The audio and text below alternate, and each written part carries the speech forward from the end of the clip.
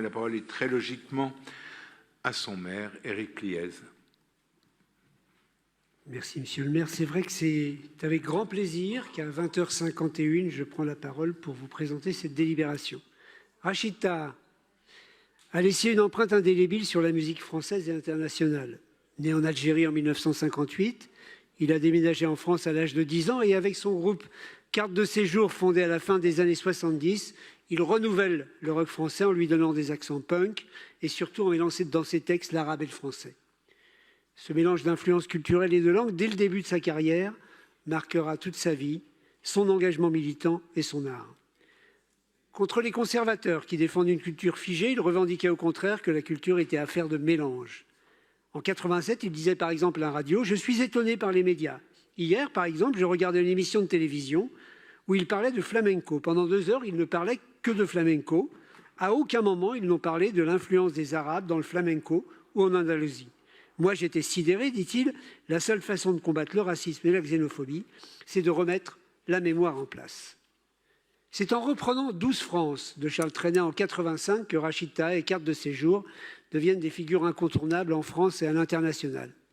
Ils avaient participé à la marche pour l'égalité et contre le racisme en 83. Ils interprètent alors 12 France au concert géant organisé par SOS Racisme Place de la Concorde.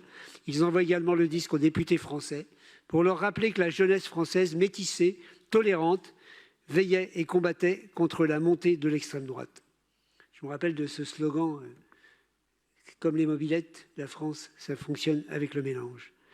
Séparé de son groupe à la fin des années 80, Rachid Taha connaît une carrière solo plus que prolifique. En 1997, il reprend Ya Raya, hymne des émigrés algériens, composé par l'idole du Chabi, Daman El Arachi. Ce morceau devient un tube planétaire, certifié disque de platine. Son engagement pour le mélange culturel se ressent dans sa musique. Il transcende les genres, pousse les sonorités et se renouvelle constamment. Alors pourquoi le 20e? Il a longtemps fréquenté le 20e arrondissement et particulièrement le quartier de Ménilmontant. C'est pour ça qu'il nous importait de lui rendre hommage. Un hommage où nous avons choisi l'amphithéâtre de Belleville, qui est un lieu qui accueille des événements et des concerts variés, pour lui rendre cet hommage et apposer cette plaque. Le texte de la plaque lui rend, je pense, parfaitement hommage et je vous le lis.